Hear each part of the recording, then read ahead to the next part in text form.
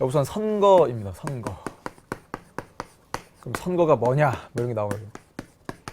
근데 뭐 선거의 의미는 뭐 시험에 뭐 직접 요것만 묻진 않을 거니까 대표자를 뽑는 거다. 자, 그런 점에서 국민투표랑 다르지 않냐? 비교하는 겁니다. 우리가 이거를 헌법의 기본 원리에서 이 선거도 국민주권주의, 뭐 국민투표도 국민주권주의 이렇게 설명하긴 했는데 이게 기원을 그래도 좀 찾아보면 대표자를 선출하는 것은 대의제를 기반으로 하는 제도라고 생각하시면 되고 이쪽에 있는 국민투표, 우리나라 국민투표 제도가 있죠. 직접민주정치 요소다. 그래서 서로가 다른 거다라는 표현이고요. 이런 선거가 어떤 기능을 하냐라고 하면 말 그대로 대표자를 선출함으로써 정치 충원 기능이라고 하죠. 정치 충원이라고 하면 뭐 국회의원이면 국회의원, 뭐 대통령이면 대통령이라는 그 직책을 우리가 선거를 통해서 채우죠. 그래서 이걸 뭐 정치적 충원 기능이다. 뭐 혹은 그냥 다른 말로 대표자를 뽑는다. 그러니까 위에 있는 거 고스란히 밑에 옮겨오시면 됩니다. 그럼으로써 그 뽑힌 대표자에게 정당성을 부여하죠.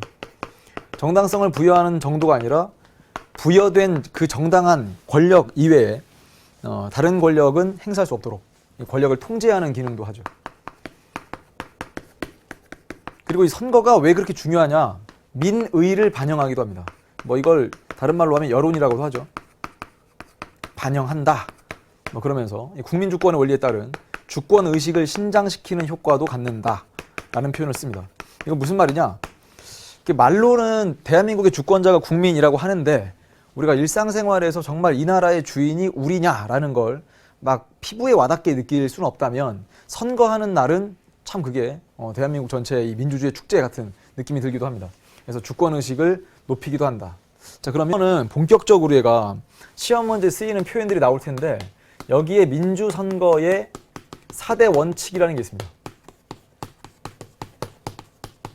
자, 일단 용어 정리가 우선이니까 여기서 뭐 A가 있다 하면 보통선거 제도가 있죠. 일정한 연령에 도달했을 때 선거권을 부여하는 것. 그러니까 이 보통선거라고 하는 건 이런 식으로 이해하시면 돼요. 예를 들면 뭐 갑에게는 선거권을 주는데 을에게는 선거권을 주지 않는다 라고 해봅시다.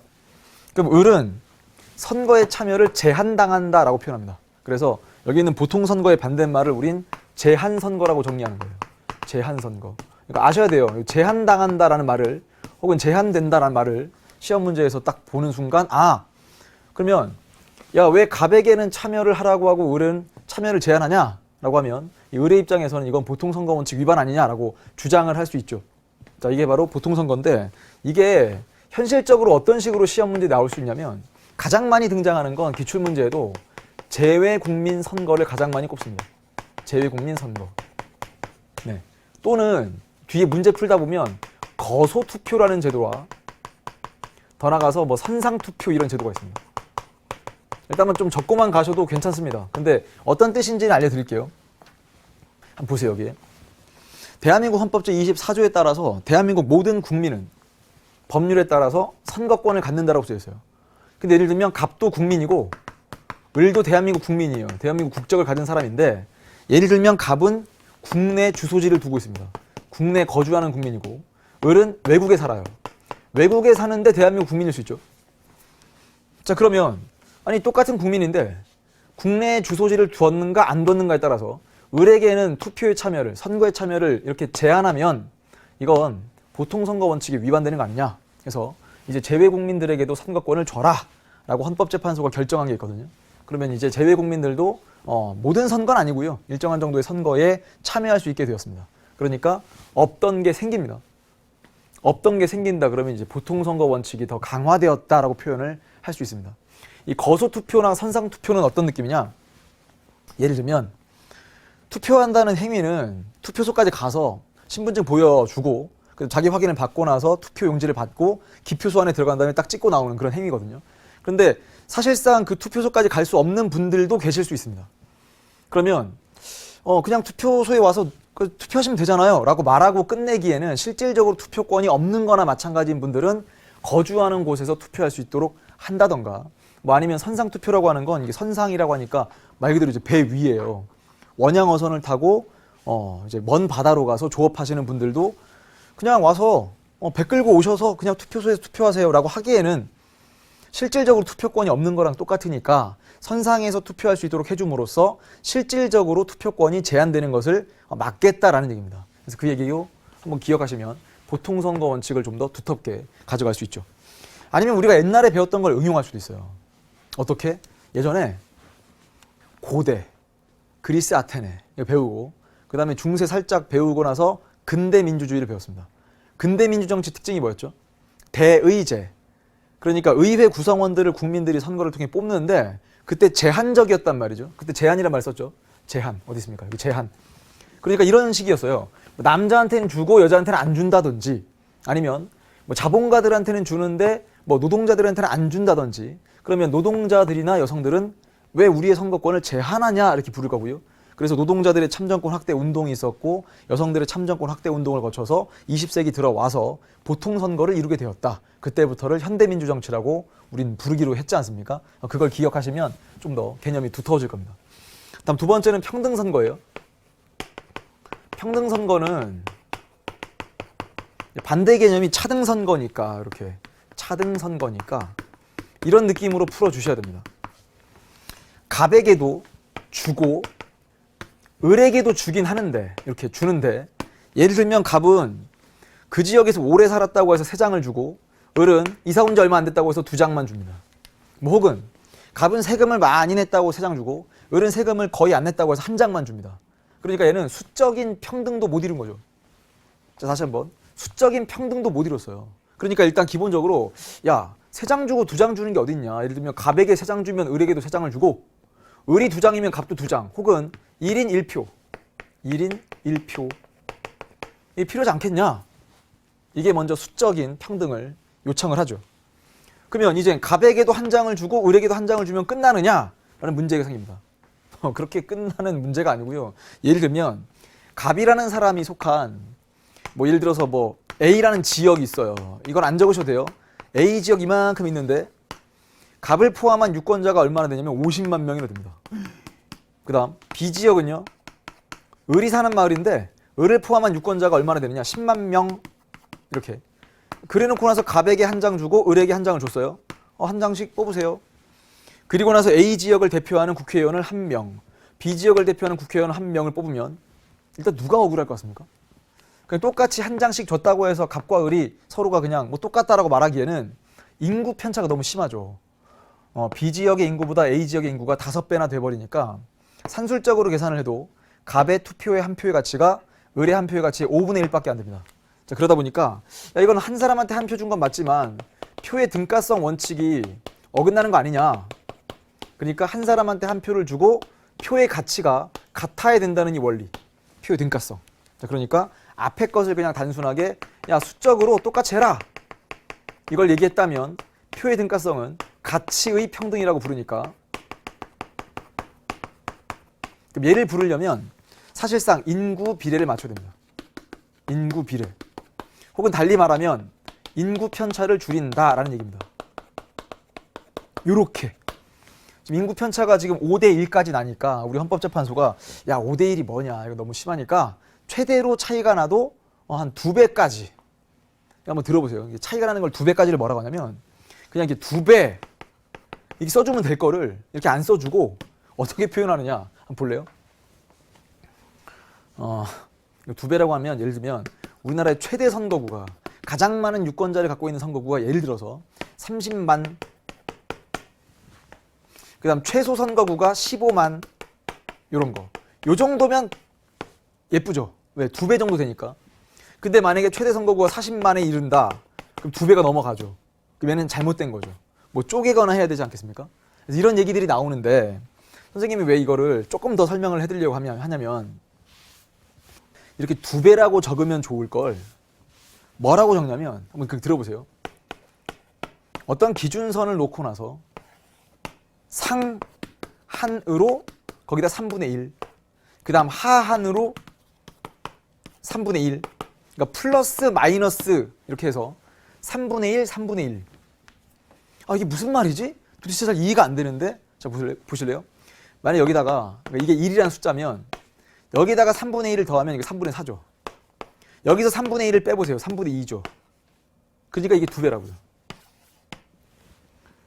아, 말이 상당히 어려운데, 그렇죠. 말이 어려우니까 시험 문제를 낼 때는 이렇게 뭐 3분의 1 이렇게 안 내고 그냥 간단하게 이렇게 냅니다. 뭐 상한선으로 3분의 1, 뭐 하나로 3분의 1 이렇게 내지 않고 그냥 최소 선거구와 최대 선거구의 인구 편차가 2배가 나지 않도록 하세요. 라는 문제 조건을 주거든요. 아, 그러면 최대한 인구 비례를 맞춰보려고 하는 노력이구나.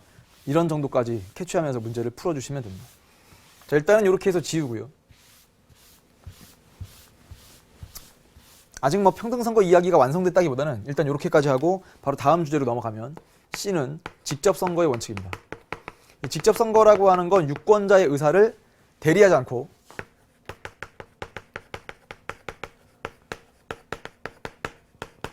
직접적으로 표시할 수 있는 거.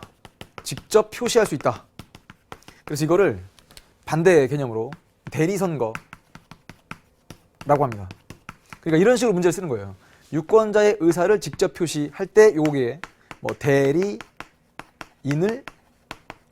거치지 않고라는 말을 쓸 때도 있어요. 근데 이 말을 꼭 써야 되는 게 아니기 때문에 그냥 유권자의 의사를 직접 표시하도록 한다. 그러니까 직접 가서 뽑으셔야지 누구 보내지 마세요. 이게 가장 쉬운 개념이고요. 그런 식으로만 문제 풀 수는 없으니까 조금 더 뒤에 가서 심화적인 얘기를 전달하겠습니다. 일단 D까지 가면요. D는 비밀선거의 원칙이라는 게 있죠.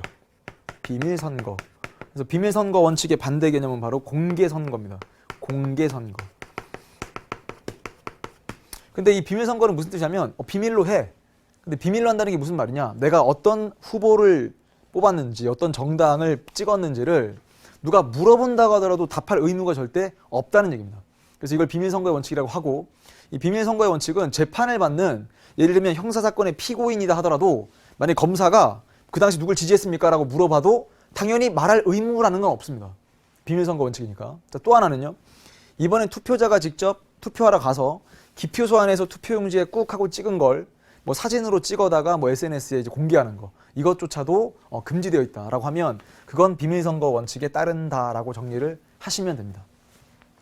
일단 이렇게 민주선거의 4대 원칙을 좀 정리해 봤는데 자, 생각을 해볼게요. 여기다 이제 별표 딱 치면서 얘는 지금 비밀선거 원칙이랑 큰 상관없이 여기다 뭔가 좀 박스 안에 넣을 표현 하나를 좀 꺼내 보겠습니다. 여기서 월클 퀴즈가 나올 겁니다. 자, 월클 퀴즈입니다. 띠링. 이건 무슨 말일까요? 1인 1표제는 민주선거의 4대 원칙 중 어떤 원칙에 위배될까요? 이렇게 물어봤어요. 만약 이거를 생각할 수 있다. 뭐 예를 들어 수능 개념을 다 듣고 정리했는데 이게 떠오른다라고 하면 정말 월클이 맞는데 이게 무슨 뜻이냐면 1인 1표제라는 게 있죠. 그냥 일단 적어볼게요. 1인 1표제가 있는데요. 이게 언제까지 해왔던 우리나라의 방식이냐면 2000년. 뭐야 2000년? 선생님 제가 2003년생인데 네, 여러분 태어나기도 전에 2000년 선거까지가 1인 1표제였어요. 그럼 1인 1표제일 때는 후보자에게만 딱 표시를 하는 거예요. 후보자에게만. 그럼 적어볼게요. 1인 1표제. 한 사람한테 한 장을 주고 국회의원 선거할 때 얘기하는 거예요. 후보자만. 딱 찍는 거예요. 그럼 그 후보자가 속한 정당을 지지한 것으로 쳐버렸거든요. 그 당시에. 그러다가 2004년 선거부터 바뀌었습니다. 1인 2표제로. 이걸 뒤에 가면 이제 문제 살짝 몇 개 풀고 바로 선거제도 넘어가서 비례대표제 설명할 때 이걸 정당 명부식 비례대표제라고 소개를 할 거거든요. 그래서 이거는 어떻게 하는 거냐. 한 사람한테 2장을 주고 후보뿐만 아니라 정당에게도 기표하도록 함으로써 뭔가 유권자의 의사를 더 제대로 반영을 해보겠다라는 노력이었는데 그러면 아까 월클 퀴즈에 나왔던 것처럼 그러면 후보자만 뽑도록 만든 다음에 그 후보가 속한 정당을 지지하는 거로 그냥 쳐버리겠다 라고 하는 1인 1표제는 어떤 선거 원칙에 위배될까 하면 2가지를 꼽지요. 첫 번째는 야 내가 정당을 직접 뽑은 거 아니잖아. 그래서 직접 선거 원칙에 위배가 됩니다. 아 그렇구나. 유권자의 의사를 직접 표시한다. 내가 갑이라는 후보를 지지하긴 하는데 갑이 속한 A당을 직접 지지하느냐 그건 또 모를 일 아니겠습니까? 아니, 갑 후보도 괜찮고 나는 그 후보가 속한 A당도 좋아. 이러면 상관이 없는데 나는 후보자로서는 갑이 괜찮은데 지지하는 정당은 C정당이야 이럴 수도 있거든요. 그러니까 나는 후보자를 직접 뽑은 건 맞지만 그가 속한 정당을 직접 뽑진 않았다. 나의 의사가 직접 표시되지 않은 거 아니냐라고 직접선거 원칙의 위배. 그 다음 이게 후보는 정당 소속이어야만 되는 게 아니거든요. 그렇죠. 그러니까 국회의원 후보 나갔는데 저희가 무소속이에요. 정당의 공천을 받지 않고 출마할 수 있거든요. 그럼 만약에 무소속 후보를 지지한 사람은 후보자에게 한 표를 던졌는데 그 후보가 정당에 소속되지 않았기 때문에 정당 쪽으로 가는 한 표가 없는 거죠. 그러니까 한 표의 가치가 정당 소속 후보자를 지지한 사람의 한 표의 가치랑 다르게 됩니다. 그래서 결국 여기에 평등선거 원칙에 위반된다라고 적어볼게요. 평등선거 원칙에도 위반된다. 자, 이렇게. 일단 여기 있는 직접선거 원칙과 평등선거 원칙이 위반되니까 헌법재판소가 결정을 내려서 야, 이 제도는 잘못된 거다. 그래서 2004년 선거부터 1인 2표제가 된 건데요. 우린 지금 계속 이렇게 뽑고 있어요. 그러니까 국회의원 선거에서 후보도 한 표, 뭐 지지하는 정당도 한 표 이렇게 뽑고 있거든요. 이런 맥락 속에서 여러분이 여기 있는 직접선거랑 평등선거를 도출해낼 수 있는, 그러니까 얘랑 얘는 사실상 1인 1표제에서 1인 2표제로 바뀌게 된 배경까지도 확장을 하셔야만 됩니다. 여기까지 됐죠? 자, 그 다음 4번도 뭐 간단하게 볼 건데 4번은 공정 선거를 위한 제도라는 게 있어요. 자, 여기서 첫 번째, 선거구 법정주의가 있죠. 선거구를 법률로 정한다. 선거구 법률주의 혹은 뭐 선거구 법정주의인데 교재에 나와 있는 표현처럼 선거구 법정주의로 딱 정리하면 이 선거구라고 하는 건 선거의 범위가 되는 지리적 단위. 그러니까 선거의 바꿀까요? 선거의 단위가 되는 지리적 범위. 이 말이 더 좋겠네요. 그래서 선거의 단위가 된다는 건 요만큼에서 뭐 한 명 또는 뭐 요만큼에서 뭐 두 명 이렇게, 그러니까 지리적 범위를 이렇게 나눌 수 있잖아요. 그게 바로 선거구가 될 텐데, 그럼 그런 선거구는 법률로 정해야 됩니다. 그래서 여기 있는 법정이라고 하는 말은 법률로 정함. 법률로 정한다는 거죠. 그럼 왜 이렇게 하는 거냐? 써있죠. 공정선거를 위해서라고. 그런데 공정선거를 위해서라는 말을 이렇게 표현하기도 합니다. 왜 하느냐라고 하면 게리맨더링을 방지하기 위해서다. 여기 이 게리맨더링이라는 말 자체가 특정한 후보나 특정한 정당에게 유리하도록 선거구를 자의적으로 자르고 정하는 거. 그러니까 뭐 그 당시에 뭐 미국 매사추세츠 주지사 뭐 게리라는 사람이 있었는데 자기가 속한 공화당에 유리하도록 선거구를 막 이렇게 자르고 막 정하다 보니까 이게 어느덧 전설 속에나 나오는 그 도롱뇽, 괴물, 셀러맨더처럼 비슷하게 생겼다 해서 뭐 게리맨더링. 그러니까 게리맨더링이라는 말 자체가 좋은 뜻이 아니니까 이걸 방지하기 위해서 선거구를 법률로 정한다는 거죠. 자, 그러면 법률로 정한다는 건 이 법률은 도대체 뭐냐? 공직선거법이라는 법률입니다. 그럼 공직선거법이 어디를 통과해야 되느냐? 국회에서 의결되어야 합니다. 이렇게. 비록 이 선거구를 어떻게 자르고 정하는 게 좋을지에 관한 그 의견을 제출하는 게 이제 중앙선거관리위원회, 즉 선거관리위원회에 선거구를 획정하는 기관이 별도로 있긴 해요. 근데 거기서 딱 정하고 끝나는 게 아니고요. 공직선거법이라는 법률이 지금 개정돼야 되거든요. 선거구를 바꾸려면. 그러니까 이건 사실상 법률로 정한다는 것에서 여러분이 아이디어를 딱 받고 국회가 의결하는 거구나. 왜? 법률이니까. 다시 한번. 이것만 생각하세요. 선거구 법정주의 할 때 이건 법률이니까 이건 사실상 결국 누가 정하는 거냐? 국회가 의결한다는 말을 씁니다. 게리맨더링을 방지하기 위해서. 자, 그 다음 두 번째. 아니다, 조금 더 해드릴까요? 이게 자꾸 욕심이 나서. 그럼 이게 정할 때는 뭘 고민해야 되느냐? 선거구를 정할 때는 당연히 이런 거 고민해야죠. 다시 한번 인구 비례 고민해야죠. 아까 봤잖아요. 야, 여기는 50만 명이나 있는데 여기는 10만 명밖에 없어. 그러면 이게 인구 편차가 5배까지 돼. 이건 좀 바람직하지 않은 것 같아. 왜? 평등선거 원칙이 위반된다. 그러면 50만 명이었던 걸 뭐 서로 나누거나 혹은 10만 명밖에 안 된 곳을 옆에랑 이제 붙어서 함께 뽑거나 하는 그런 노력을 기울여야 되는데, 이렇게 선거구를 법률로 정할 때 아까도 얘기했던 것처럼 인구 비례도 맞춰야 되고요. 행정구역도 고민을 해야 됩니다. 이런 등등. 무슨 말이냐면 예를 들어서 아까 봤잖아요. A라는 지역에 그냥 50만 명 있어요. 이렇게. B라는 지역이 10만 명밖에 없다고 칩시다. 이렇게. 그럼 단순하게 뭐 1대5니까 야, 이거 그냥 5개로 간단하게 나누면 되는 거 아니야? 그래서 10만 이렇게 해라. 이렇게 말처럼 쉬운 게 아니거든요.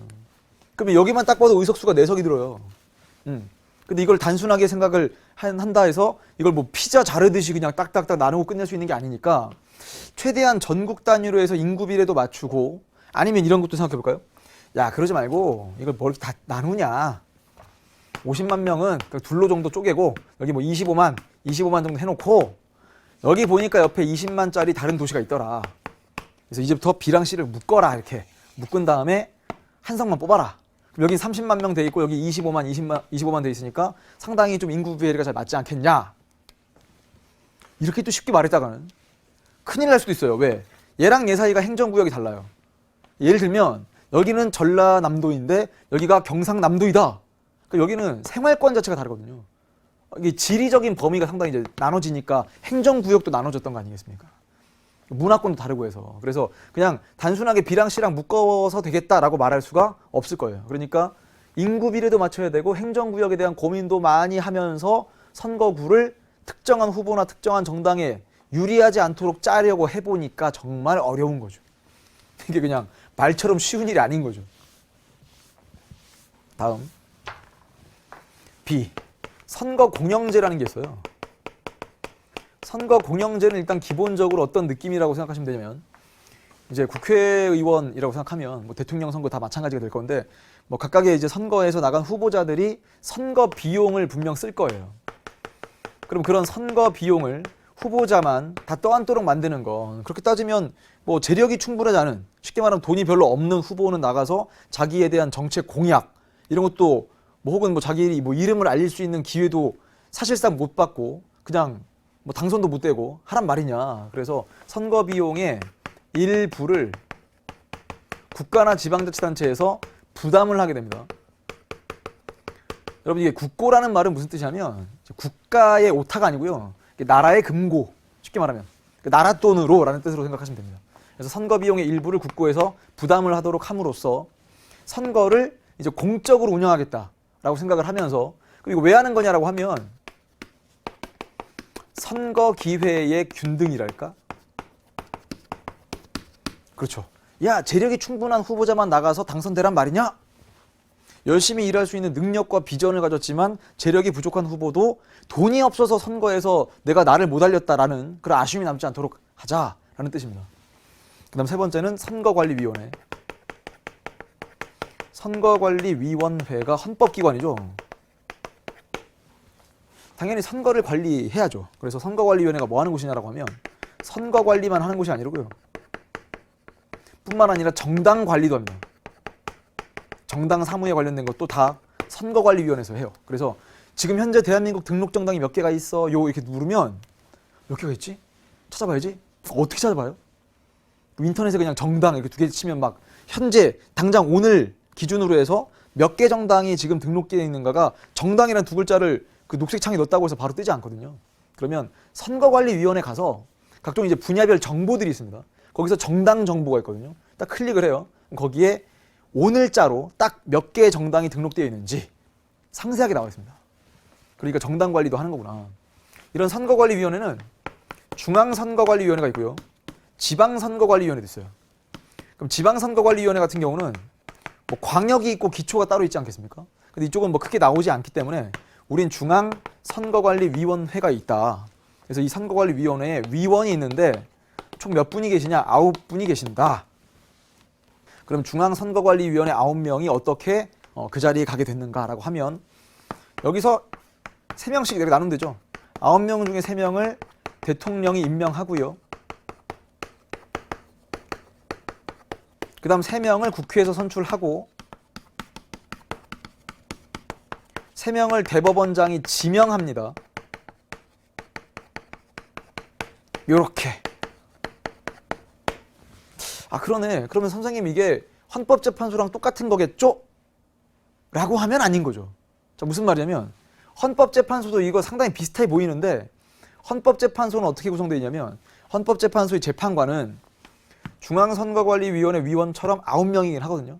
근데 그 9명 모두를 대통령이 임명한다고 했습니다. 대통령이 9명 모두에게 임명장을 수여한다고 생각하고 그 중에 3명을 국회에서 선출한 자에게 그 중에 3명을 대법원장이 임명한 자에게 이렇게 나와 있거든요. 근데 여기는 대통령이 임명장 주는 직책이 3개밖에 없어요. 그런 좀 약간의 디테일함이 분명 존재하는데 뭐 여기 달달 외울 건 아니니까 이런 정도로 큼직하게 공정선거를 위한 제도 A, B, C 정도가 있다. 이 정도까지 하면 이 내용 관련된 기출문제가 2017학년도로 끊겼어요. 근데 그 당시 기출문제를 풀 때는 딱 이 내용이면 다 충분할 겁니다. 자, 이렇게 해서 이제 개념 찰칵 시간을 드리겠습니다.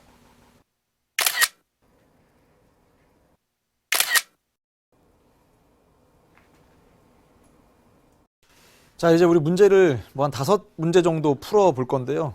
우선 수능 기본 문제 1번, 2번, 그 다음에 다음 페이지 7번 준비되어 있고, 그리고 뒤에 가면 수능 실전 문제 또 1번, 3번을 딱 지금까지 정리한 내용으로 깔끔하게 풀 수 있으니까 뭐 먼저 풀어보고 바로 뒤에 있는 내용 정리하겠습니다.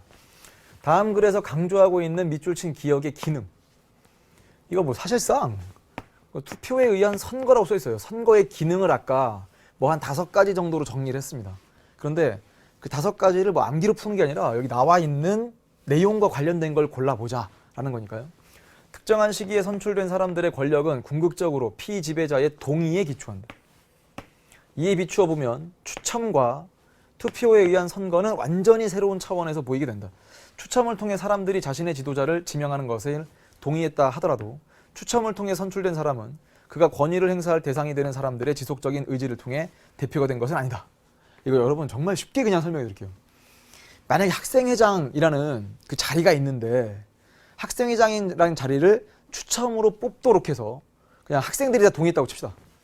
그냥 추첨한 사람이, 쉽게 말하면 당첨된 사람이 학생회장 하기로 다 동의했다고 친다 하더라도 딱 골랐는데 내가 딱 보니까 학생회장인 거예요. 나 학생회장 해야 되나?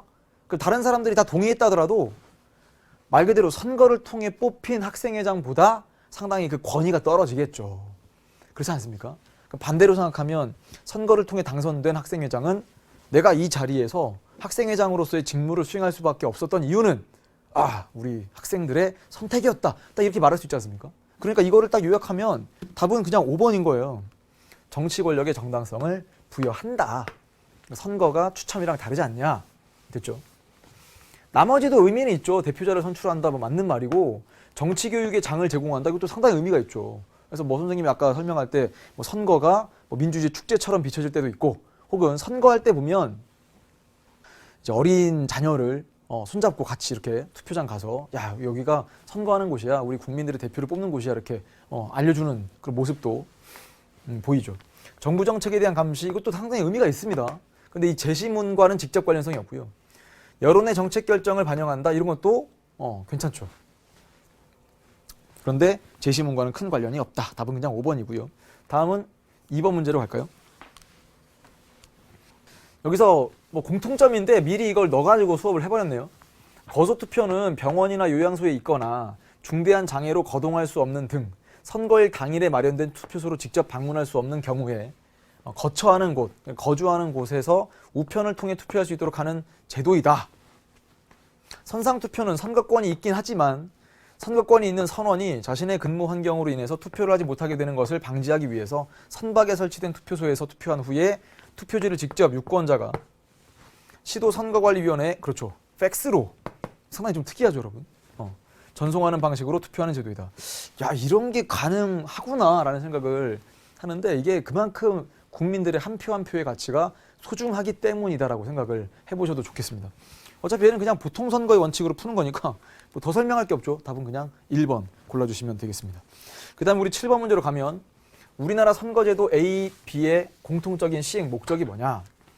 A에 따라 지역구 국회의원 선거구는 공직선거법에 의해서 선거구 획정위원회에서 만든 선거구 획정안을, 그래서 국회에 이걸 넘기면 국회에서 의결을, 그렇죠, 이건 법률이니까 국회에서 의결되면서 확정이 되는 겁니다.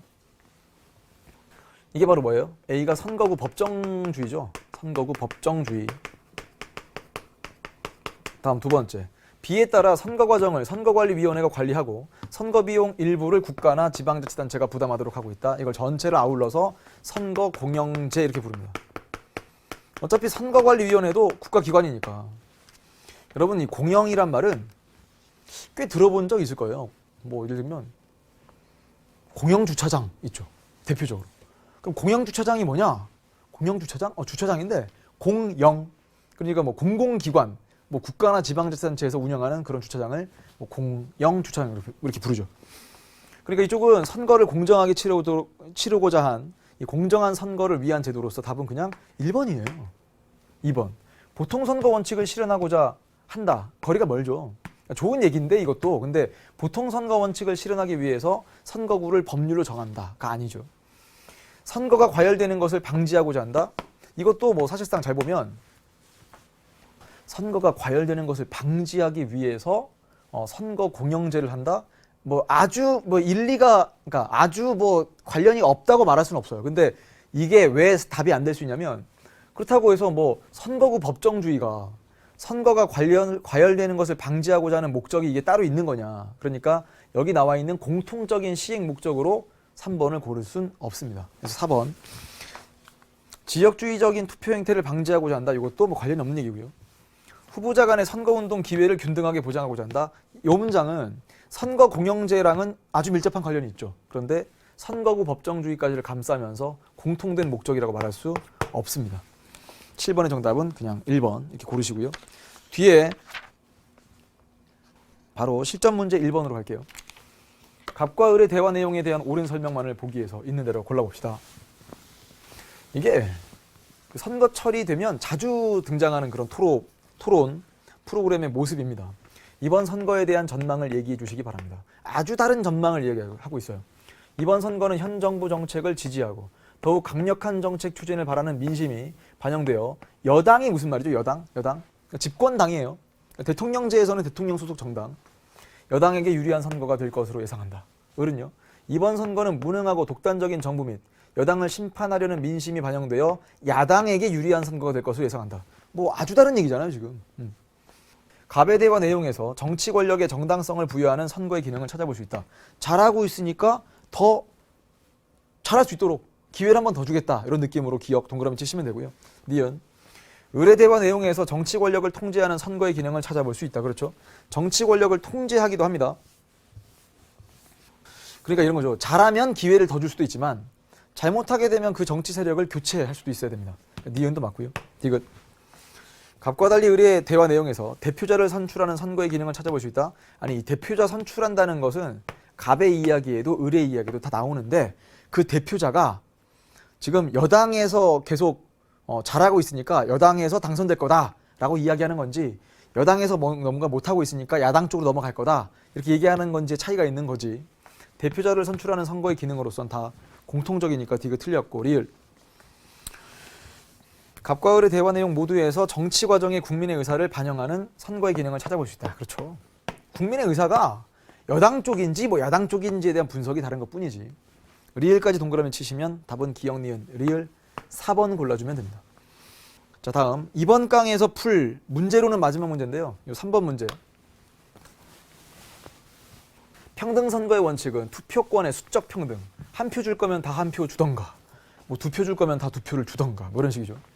투표 가치의 평등. 그러니까 이제 한 표를 다 줘놓고서 끝나는 게 아니라 뭐 인구 비례를 고민한 투표 가치의 한 표의 투표 가치가 대표자 선정이라는 선거의 결과에 기여한 정도에 있어서 평등하여야 한다는 원칙을 그 내용으로 한다. 그래서 이쪽을 만약에 뭐 1인 1표 그러면 이쪽은 투표 가치의 평등이니까 표의 등가성 이렇게 표현하는 거죠. 또한 특정한 집단의 의사가 정치 과정에서 일방적으로 반영될 수 없도록 자의적으로 선거구를 획정하는 게리맨더링에 대한 부정을 의미하기도 한다. 이런 평등선거 원칙은 또 다른 평등의 원리에 기반하는 민주선거의 원칙인 A와는 구별되는데 평등선거 원칙은 선거권이 인정된다는 전제하에서 투표가치의 평등을 주로 의미하지만 이제 읽히죠. A는 선거권 자체에 대한 그렇죠. 제한이죠. 그러니까 A는 보통선거라고 놓고 푸시면 되죠. 보통선거는 준다 안 준다 이런 논리고 평등선거는 주긴 하는데 그러네.